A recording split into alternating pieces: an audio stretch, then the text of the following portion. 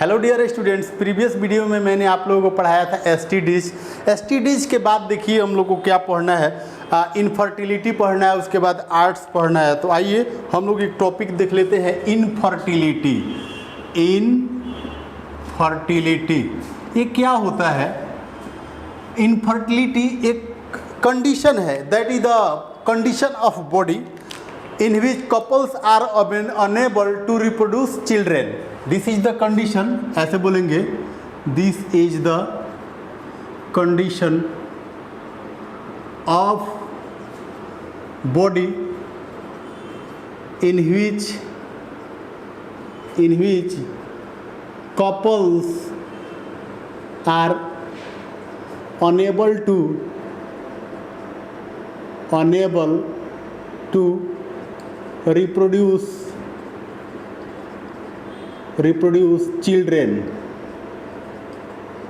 children are called as children। ऐसे बोल सकते हैं, this is the condition of body in which couples are unable to reproduce are called as infertility, are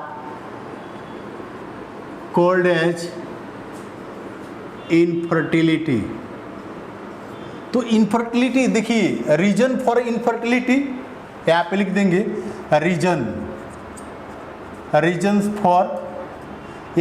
for infertility. Infertility का actually reason क्या है?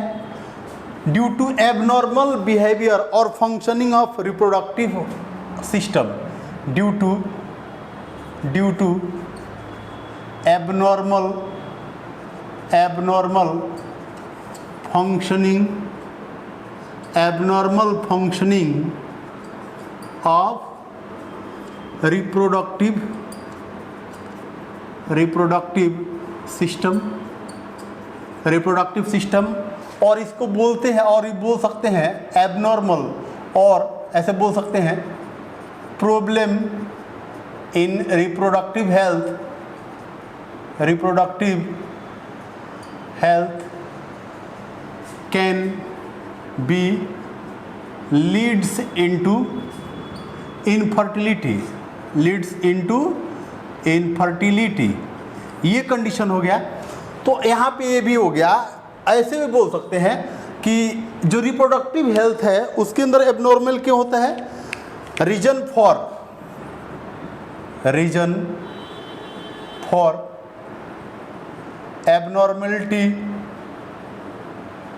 abnormality in reproductive health और improper functioning of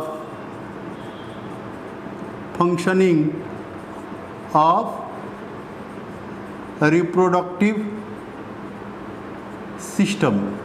क्या क्या रीजन है जिसके कारण जो होता है रिप्रोडक्टिव हेल्थ में प्रॉब्लम आता है? और रिप्रोडक्टिव हेल्थ में प्रॉब्लम कब आएगा? जब रिप्रोडक्टिव सिस्टम प्रॉपर वे में वर्क नहीं करेगा। तो रीजन इसके लिए ये है, फिजिकल एबनॉर्मेलिटीज,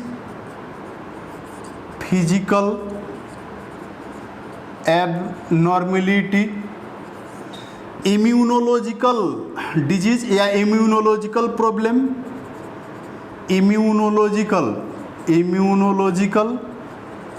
प्रॉब्लम, इससे रिप्रोडक्टिव हेल्थ में प्रॉब्लम आ सकता है। साइकोलॉजिकल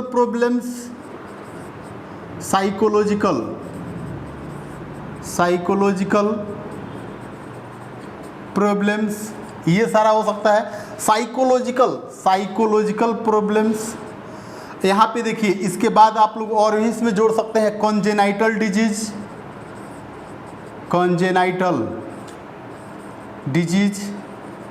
ये सारा प्रॉब्लम क्रिएट कर सकता है। एडिक्शन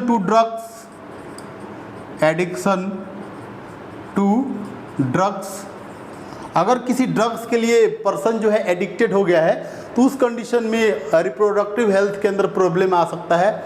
और रिप्रोडक्टिव हेल्थ के अंदर प्रॉब्लम होने से उस कपल्स के अंदर या पर्सन के अंदर इनफर्टिलिटी क्रिएट हो सकता है।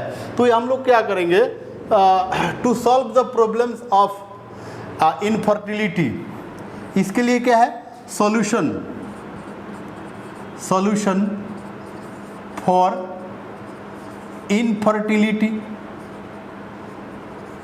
इनफर्टिलिटी या टू सॉल्व द, ऐसे बोल सकते हैं, to solve the problem of infertility couples take the help of arts. Help, मैंने क्या लिखा? To solve the problem of infertility couples take the help of arts. आपको यहाँ पे ध्यान देना है आर्ट्स के बारे में। आर्ट्स क्या होता है इसके बारे में डिटेल स्टडी करना है। ये आर्ट्स क्या होता है, तो देखिए इनफर्टिलिटी, कपल्स के अंदर इनफर्टिलिटी, या इसको और आप बोल सकते हैं एस्टेरिलिटी।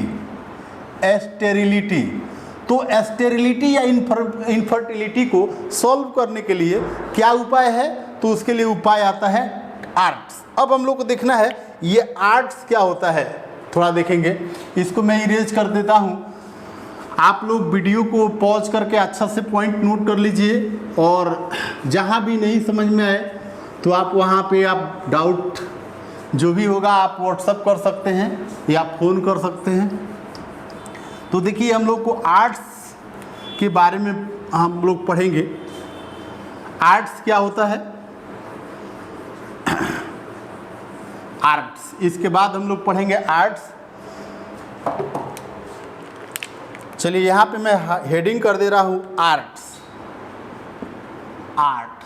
आर्ट्स क्या है, इसका सबसे पहले फुल फॉर्म आप लोग देख लीजिए। असिस्टेड रिप्रोडक्टिव टेक्नोलॉजी या टेक्निक्स, या इसको टेक्निक्स भी बोल सकते हैं। तो ऐसा टेक्निक है जो कपल को क्या करता है, एबल करता है, could be assist, couples could be assist childrens. तो यहाँ पे बोलेंगे those techniques by which couples, those techniques by which couples, those technique by which couples assisted to have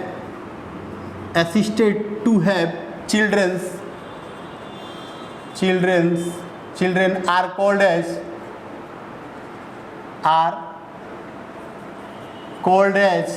arts। क्या बोलेंगे हम लोग इसको, आर्ट्स। कॉल्ड एज आर्ट क्या है, those techniques by which couples assisted to have children. ऐसा technique जिससे couples के पास कपल्स को चिल्ड्रन का अवेलेबल हो जाए, चिल्ड्रन उसके पास आ जाए, तो हम लोग उसको बोलेंगे आर्ट्स बोलेंगे। अब देखेंगे टाइप्स ऑफ आर्ट, कितने तरह के आर्ट्स होंगे। आर्ट्स का जो टेक्निक है यहाँ पे देखेंगे टाइप्स ऑफ आर्ट्स। आर्ट्स की कितने टाइप्स हैं तो देखेंगे there are following types of arts are as follows. तो देखिएगा there are following types of arts are as follows. कौन कौन सा है, सबसे पहले जो फर्स्ट है इसको बोलते हैं GIFT, इसको बोलते हैं GIFT, गिफ्ट, इसको गिफ्ट भी बोल सकते हैं। सेकंड जो टेक्निक है इसको बोलते हैं AI आर्टिफिशियल इंसेमिनेशन। देखिए यहाँ पे आप इसको सेकंड कर लीजिए, फर्स्ट हम लोग लिखेंगे इसमें टेक्निक टेस्ट ट्यूब बेबी, ऐसे लेंगे हम लोग टेस्ट ट्यूब बेबी। सबसे पहला टेक्निक हम लोग लेंगे टेस्ट ट्यूब बेबी, सेकंड लेंगे GIFT, इसका फुल फॉर्म बताऊंगा। थर्ड टेक्निक लेंगे AI, और फोर्थ जो टेक्निक होगा इसके अंदर वो हो जाएगा ICSI। मैं सबका फुल फॉर्म बताऊंगा एक एक करके। तो देखिए जो आर्ट्स का टाइप है या टेक्निक है या मेथड है या जितने भी इसके मोड हैं आर्ट्स के, वो कितने टाइप के हैं, जनरली 4 टाइप्स के हैं।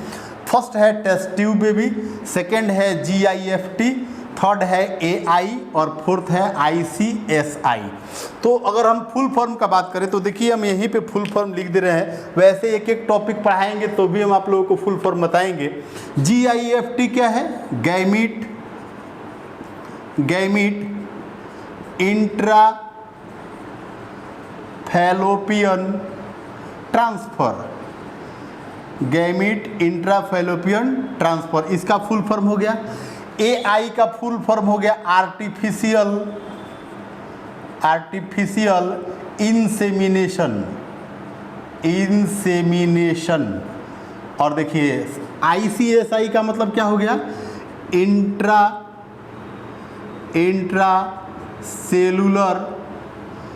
Intracellular sperm injection. देखिए intra, I for intra, cellular, C for cellular, S for sperm और I फॉर इंजेक्शन। इसको और बोलते हैं इंट्रा साइटोप्लाज्मिक स्पर्म इंजेक्शन, ऐसे भी बोल सकते हैं आप इसको। तो देखिए ये आर्ट्स का इतना टाइप है, इतना सारा मेथड है आर्ट्स का। तो हम लोग फर्स्ट देखते हैं क्या? टेस्ट ट्यूब बेबी, और टेस्ट ट्यूब बेबी के बाद हम लोग पढ़ लेंगे GIFT। तो आइए हम लोग फर्स्ट देखते हैं टेस्ट ट्यूब बेबी। देखिए टेस्ट ट्यूब बेबी में क्या क्या किया जाता है। इसमें क्या होता है? Abnormality in fallopian tube. जैसे देखिए जो टेस्ट ट्यूब बेबी है, फर्स्ट हम लोग हेडिंग करते हैं टेस्ट ट्यूब बेबी। फर्स्ट पढ़ेंगे मेथड टेस्ट ट्यूब बेबी। देखिए reason for this technique, reason actually इसको हम लोग क्यों इसको असिस्ट करते हैं, इसको क्यों हम लोग फॉलो करते हैं? इसका टेस्ट ट्यूब बेबी किस कंडीशन में किया जाता है? Condition for test tube baby, मैं यहाँ पे हेडिंग कर दे रहा हूँ condition for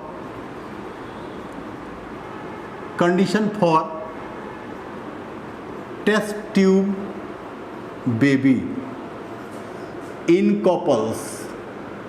condition for test tube baby, तो ऐसे भी बोल सकते हैं condition for test tube baby. क्या क्या कंडीशन होगा? जैसे abnormality in reproductive system, first condition ये होगा एबनॉर्मलिटी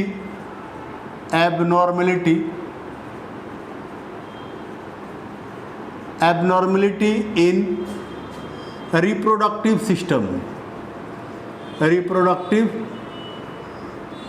सिस्टम और नॉन फंक्शनल और एबनॉर्मल, ऐसे बोल सकते हैं abnormal functioning of reproductive system. अब एबनॉर्मल फंक्शनिंग में क्या हो सकता है? जैसे इसमें बोले एक कंडीशन ले लें कि ड्यू टू एबनॉर्मल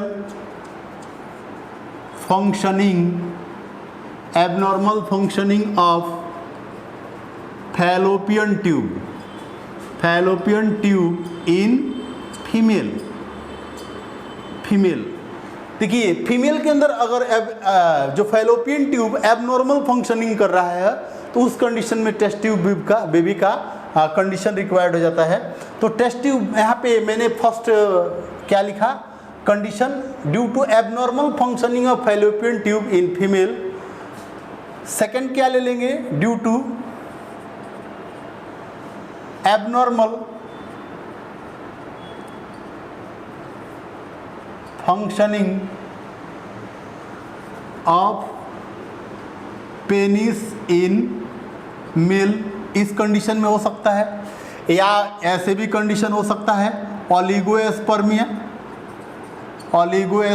हो सकता है। ओलिगोस्पर्मिया क्या है? लेस स्पर्म काउंट इन सीमेन। सीमेन के अंदर स्पर्म का नंबर भी कम होता है ना, तो उस कंडीशन में फर्टिलाइजेशन नहीं हो पाता है, तो कपल्स के अंदर स्टेरिलिटी डेवलप हो जाता है। या मैं बोलूँ एजुएस्पर्मिया, एजुएस्पर्मिया मतलब नेग्लिजिबल और नील और नेग्लिजिबल अमाउंट ऑफ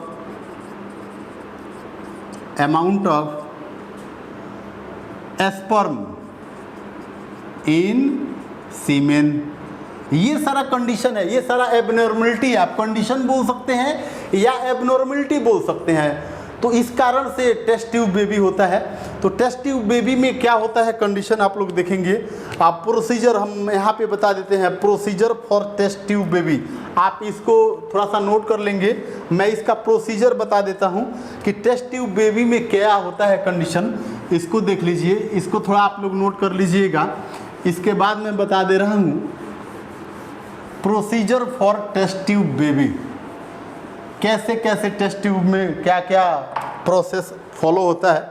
प्रोसीजर यहाँ पे हेडिंग कर दे रहा हूँ, procedure for test tube baby. Test tube baby के लिए प्रोसीजर क्या है, तो यहाँ पे हम लोग देखेंगे जैसे मेल है, मेल पार्टनर मतलब हस्बैंड है, यहाँ पे लिख सकते हैं कि मेल पार्टनर या हस्बैंड, या यहाँ पे लिख सकते हैं हम लोग डोनर जो डोनेट कर सकता है स्पर्म को।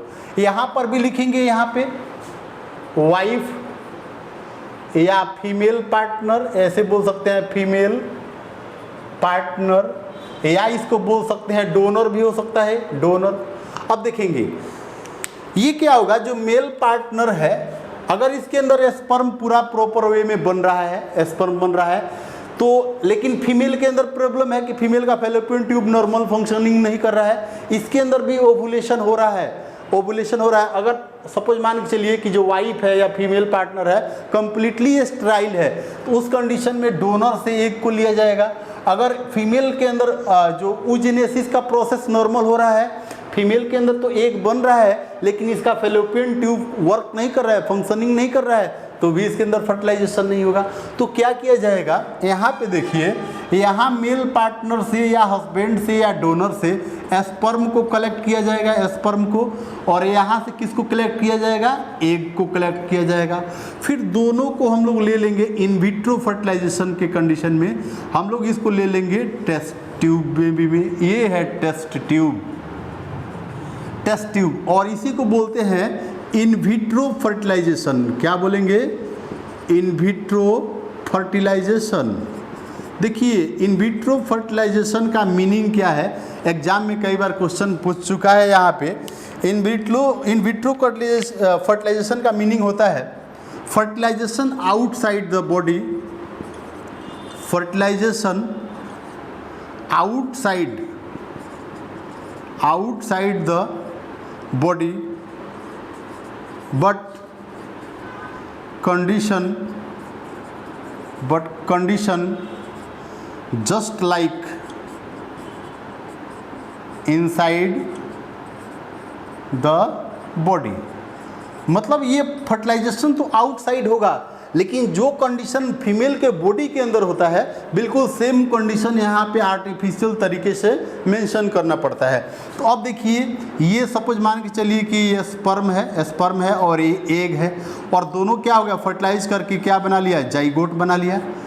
क्या बना लिया, जाइगोट बना लिया। और ये जाइगोट कैसा होगा, 2n कंडीशन में होगा। जाइगोट क्या होगा, 2n कंडीशन। अब इस जाइगोट के अंदर मैं यहाँ पे कंडीशन दिखा रहा हूँ, ये जो जाइगोट है, जाइगोट कैसा है, 2n है, डिप्लॉयड कंडीशन में है। अब इस जाइगोट के अंदर माइटोसिस डिवीजन होगा, जाइगोट के अंदर क्या होगा, माइटोसिस डिवीजन। तो देखिए यहाँ पे दो कंडीशन लिख रहा हूँ, देखिए इसके अंदर माइटोसिस डिवीजन हो जाएगा, माइटोसिस डिवीजन होने से जाइगोट के अंदर देखिए 2 सेल होगा, 2 से 4 होगा और 4 से 8। जैसे जाइगोट के अंदर माइटोसिस डिवीजन होगा तो पहले क्या बनेगा, 2 सेल्ड स्टेज बनेगा, 2 सेल्ड स्टेज। 2 सेल्ड स्टेज के बाद क्या बनेगा, 4 सेल्ड स्टेज। ये माइटोसिस डिवीजन रिपीट रहेगा। 4 सेल्ड के बाद क्या बनेगा, 8 सेल्ड स्टेज। तो सपोज मान के चलिए कि ये जाइगोट है, जाइगोट है और जाइगोट के अंदर 8 सेल स्टेज है, 1 2 3 4 5 6 7 8 सेल स्टेज हो गया। कितने सेल, 8 सेल स्टेज हो गया। तो इस 8 सेल स्टेज को क्या किया जाता है, directly transferred into fallopian tube. 8 celled, यहाँ पे मैं फर्स्ट कंडीशन लिख दे रहा हूँ, first condition 8 celled stage, 8 celled stage of zygote transferred into fallopian, transferred in fallopian tube. तो इसी को क्या बोलते हैं, इसी को बोलते हैं ZIFT, जाइगोट इंट्राफैलोपियन ट्रांसफर। इसी को बोलेंगे जाइगोट इंट्रा फैलोपियन ट्रांसफर। कब होगा ये जाइगोट इंट्राफैलोपियन ट्रांसफर, कब होगा, जब जाइगोट कितना सेल का होगा, ये क्वेश्चन एग्जाम में आया हुआ है। जब जाइगोट 8 सेल स्टेज का होगा तो 8 सेल स्टेज जाइगोट को डायरेक्ट कहाँ पे ट्रांसफर किया जाता है, फैलोपियन ट्यूब के अंदर, और इसी को बोलते हैं ZIFT, जाइगोट इंट्राफैलोपियन ट्रांसफर। फिर माइटोसिस डिवीजन इसके अंदर कंटिन्यू रहेगा, माइटोसिस डिवीजन, फिर इसके अंदर क्या होगा, माइटोसिस डिवीजन। इसके अंदर माइटोसिस डिवीजन होने से क्या हो जाएगा, ये 16 सेल्ड स्टेज होगा, 16 सेल स्टेज। 16 सेल के बाद कितना हो जाएगा, 32 सेल्ड स्टेज। तो यहाँ पे देखेंगे more than 8 cell stage, more than, second condition ले रहा हूँ यहाँ पे, फर्स्ट कंडीशन यहाँ पे है, फर्स्ट कंडीशन यहाँ पे है, second condition more than 8 celled stage. मैंने क्या लिखा, more than 8 cell stage of zygote transferred into uterus, transferred in, ऐसे लिखे, ट्रांसफर्ड इन यूटेरस। इसको बोलते हैं IUT। IUT मतलब इंट्रा यूटेराइन ट्रांसफर। यहाँ पे मैं लिख दे रहा हूँ, रेड से मैं थोड़ा लिख दे रहा हूँ यहाँ पे, इसको बोलेंगे इंट्रा यूटेराइन ट्रांसफर। तो ये हो गया टेस्ट ट्यूब बेबी का प्रोसीजर। अब थोड़ा सा हम लोग इससे थोड़ा सा हिस्टोरिकल बैकग्राउंड से रिलेटेड कुछ कॉन्सेप्ट हम लोग लिख लेते हैं।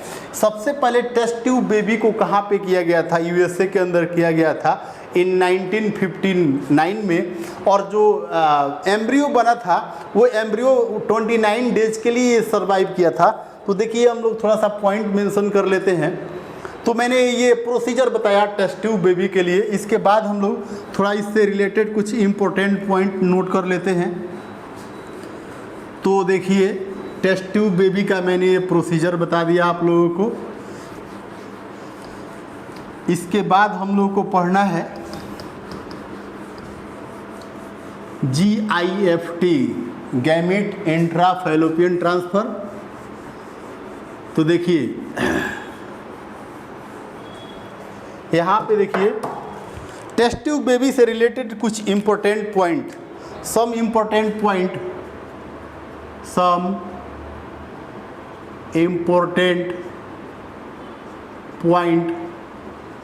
related with test tube baby, related with test tube baby। तो देखिए फर्स्ट पॉइंट क्या है, first time test tube baby done in USA in 1959, but embryo survive only for 29 days। 29 days, embryo सिर्फ 29 डेज के लिए सर्वाइव किया था, इसलिए सक्सेस नहीं हुआ। ये प्रोसेस क्या था, ये जो एक्सपेरिमेंट था अनसक्सेस हो गया। ये एक्सपेरिमेंट क्या था, एक्सपेरिमेंट नॉट बी सक्सेसफुल, ये सक्सेसफुल नहीं था। और इसको किया था डॉक्टर पेट्रूसी ने, डॉक्टर पेट्रूसी, ये नाम याद रखिएगा आप लोग, डॉक्टर का नेम याद रखिएगा कि डॉक्टर कौन थे, डॉक्टर पेट्रूसी। सबसे पहले यूएसए के अंदर बनाया था टेस्ट ट्यूब बेबी को 1959 में। इसके बाद से देखिएगा फर्स्ट, यहाँ पे पॉइंट मेंशन कर दे रहा हूँ second, first time successful test tube baby, first time successful test tube baby created और developed by doctor Steptoe and doctor R Edward in 1978 at international level,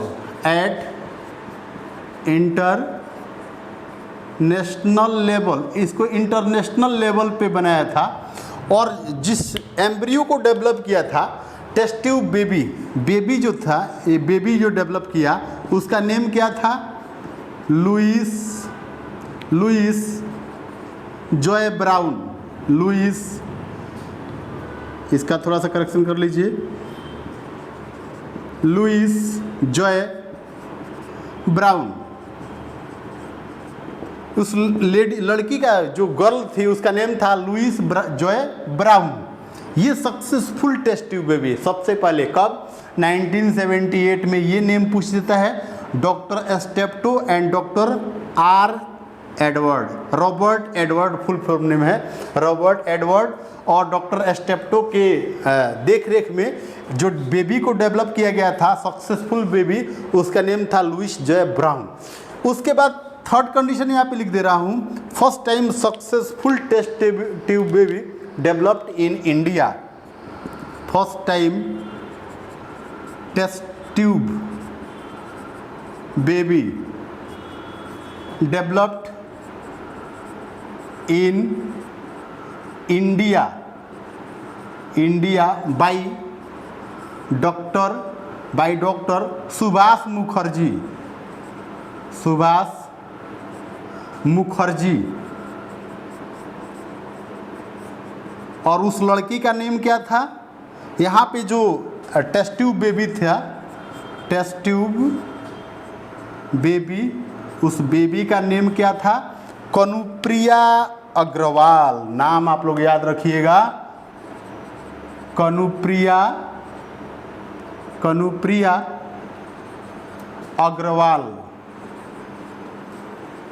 Agarwal. और इसको प्रेम से, इसको एक और उपनेम इसका है, एक और सब नेम है दुर्गा, इसका नेम है दुर्गा। तो ये थोड़ा सा जीके से रिलेटेड क्वेश्चन है। यहाँ पे आप लोगों को डॉक्टर का नाम याद रखा है। और इसको भी कब किया था, 1978 में। ये जो फर्स्ट टाइम इंडिया के अंदर जो डेवलप किया था, मैंने क्या लिखा है यहाँ पे, first time test tube baby developed in India by Subhash Mukherjee in 1978। यहाँ पे लिख दीजिए, यहीं पे 1978 में, एकदम बिल्कुल पैरेलल। डॉक्टर एस्टेप्टो और एडवर्ड भी 1978 में बनाए थे, लेकिन उस लड़की का नेम क्या था, लुइस जॉय ब्राउन। जबकि ये जो इंडिया के अंदर सुभाष मुखर्जी ने बनाया था टेस्ट ट्यूब बेबी को, उस लड़की का नाम था कनुप्रिया अग्रवाल, और उसको और एक नेम दिया जाता है दुर्गा। तो ये टेस्ट ट्यूब बेबी रहा। इसके बाद हम लोग सेकेंड जो आर्ट्स है उसको हम लोग देखते हैं। ये तो टेस्ट ट्यूब बेबी रहा। सेकेंड जो आर्ट है उसका नेम है GIFT। तो GIFT का पहले फुल फॉर्म ही एग्जाम में पूछ देता है, गैमीट इंट्रा फैलोपियन ट्रांसफर, इसको बोलते हैं गैमीट इंट्रा। तो अभी मैं बता रहा हूँ आप लोगों को GIFT क्या है, गैमीट इंट्रा फैलोपियन ट्रांसफर। ये जो टेक्निक होता है, this technique only applicable for female, ये फीमेल के कंडीशन में किया जाता है GIFT। इसमें क्या किया जाता है, ओवरी, इसमें देखिए कंडीशन क्या होता है, कंडीशन या ये GIFT है, इसके लिए कंडीशन क्या है, ओनली एनी वन, ऐसे बोलेंगे एनी वन फैलोपियन ट्यूब, मैंने क्या लिखा, any one fallopian tube normal in functioning,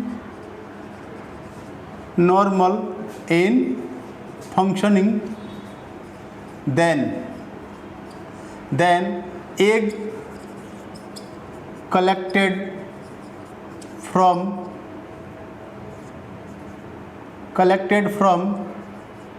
ovary and transferred into normal fallopian tube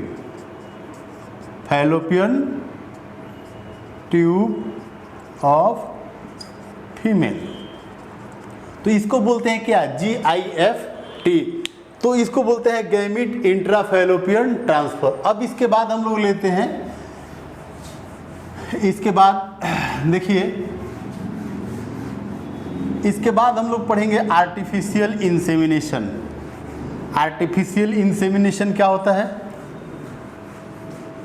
देखिए जो GIFT अभी मैंने बताया आप लोगों को, GIFT gamete intra fallopian transfer, इसमें क्या करते हैं, ये कंडीशन कब किया जाता है फीमेल के अंदर, कि फीमेल का ओवरी तो नॉर्मल फंक्शनिंग कर रहा है, लेकिन कोई एक फैलोपियन ट्यूब जो है वो एबनॉर्मल है। तो फैलोपियन ट्यूब एबनॉर्मल है, लेकिन कोई ना कोई एक फैलोपियन ट्यूब नॉर्मल फंक्शनिंग करना पड़ेगा, और फैलोपियन ट्यूब अगर नॉर्मल फंक्शनिंग नहीं कर रहा है तो उस कंडीशन में GIFT पॉसिबल नहीं है।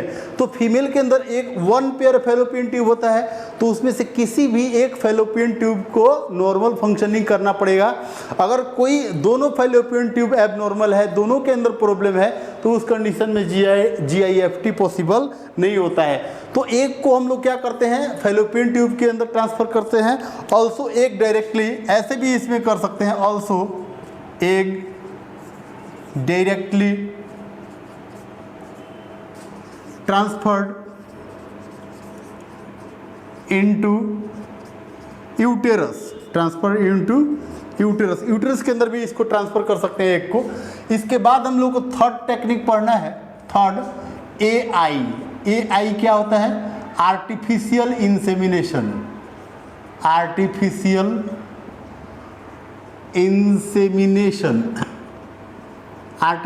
इंसेमिनेशन, देखिए थोड़ा सा इस पॉइंट को यहाँ से आप इरेज ही कर दीजिए, ये वाला पॉइंट उतना सुटेबल नहीं है। एक को हम लोग फैलोपियन ट्यूब के अंदर ही ट्रांसफर कर सकते हैं, एक को हम लोग यूटेरस के अंदर ट्रांसफर नहीं कर सकते हैं, क्योंकि फर्टिलाइजेशन जब भी होगा वो फैलोपियन ट्यूब के अंदर होगा, तो एक को यूटेरस के अंदर डालने से कोई भी बेनिफिट होने वाला नहीं है। तो GIFT में एक को कहाँ डालेंगे हम लोग, फैलोपियन ट्यूब में, कोई एक फैलोपियन ट्यूब को नॉर्मल फंक्शनिंग यहाँ पे करना पड़ेगा। तो चलिए यहाँ पे आर्टिफिशियल इंसेमिनेशन देखते हैं। इसमें क्या होता है, इन दिस टेक्निक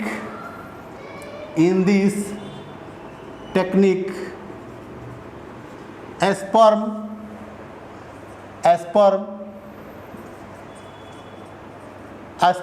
ऐसे बोलेंगे, और सीमेन, स्पर्म न लिखें यहाँ पे, semen, in this technique semen collected from male partner or donor and injected or transferred in fallopian tube. Transfer in fallopian tube. ये जो कंडीशन होता है ना आर्टिफिशियल इंसेमिनेशन, ये किस कंडीशन में किया जाता है? ऐसे भी पॉइंट लिख सकते हैं, semen directly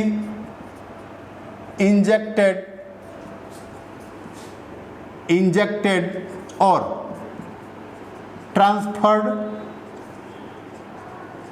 into uterus, transferred into uterus, तो इसलिए इसको इंटेरस so called as intra uterine transfer, इसको इंट्रा यूटेराइन ट्रांसफर भी बोल सकते हैं। अब इसमें देखते हैं condition for this technique, condition यहाँ पे या बोल सकते हैं रीजन फॉर दिस टेक्निक। इस टेक्निक का रीजन क्या है, क्यों किया जाता है? व्हेन मेल और व्हेन मेल पार्टनर और हस्बैंड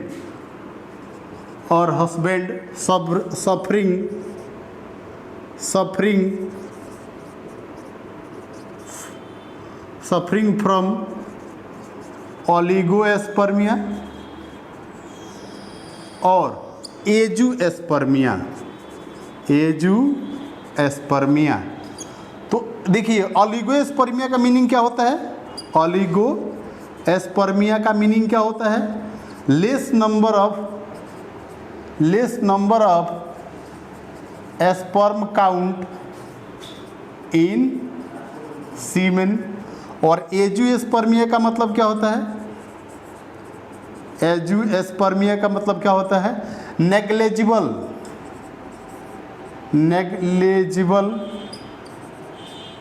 और वेरी लेस काउंट, और ऐसे ही बोल सकते हैं एब्सेंस ऑफ स्पर्म इन सीमेन। मतलब सीमेन के अंदर स्पर्म का नंबर एकदम बिल्कुल नेग्लेजिबल हो, बिल्कुल एकदम जीरो हो, नहीं हो, उसको क्या बोलते हैं हम लोग? एजुएस्पर्मिया। और बहुत ही कम अमाउंट हो तो उसको बोलते हैं एलिगोएस्पर्मिया।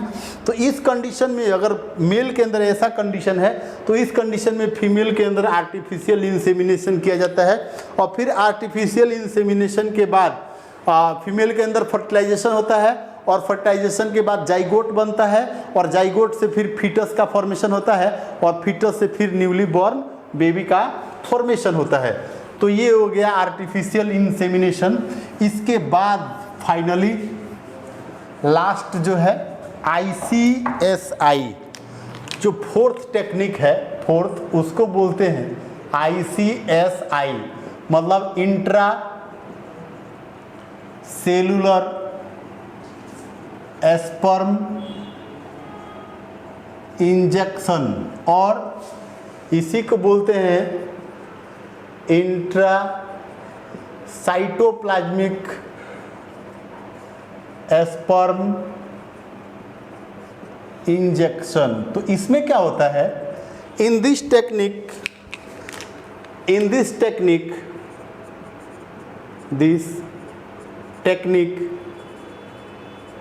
Sperm directly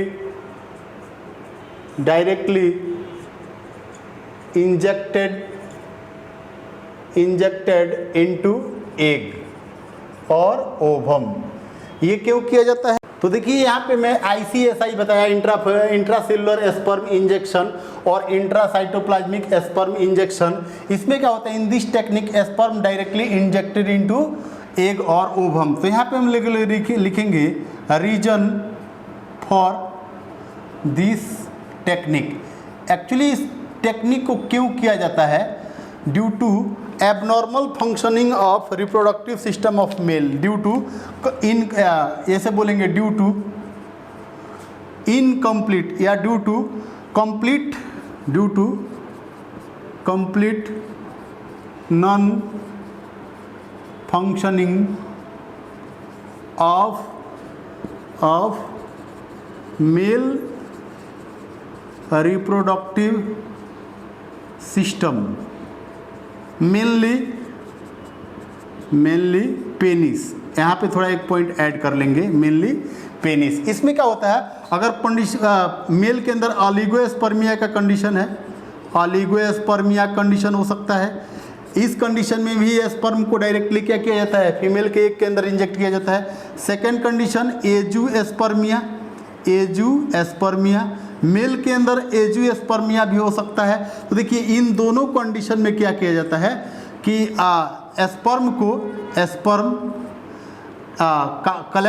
sperm collected and injected into egg directly. ये कंडीशन होता है किसमें, इंट्रासेलुलर स्पर्म इंजेक्शन में। तो स्टूडेंट इस टॉपिक के साथ चैप्टर नंबर 4 क्या हो गया, कंप्लीट हो गया। नेक्स्ट वीडियो में मिलेंगे हम नेक्स्ट चैप्टर के साथ। आज के लिए इतना ही, थैंक यू।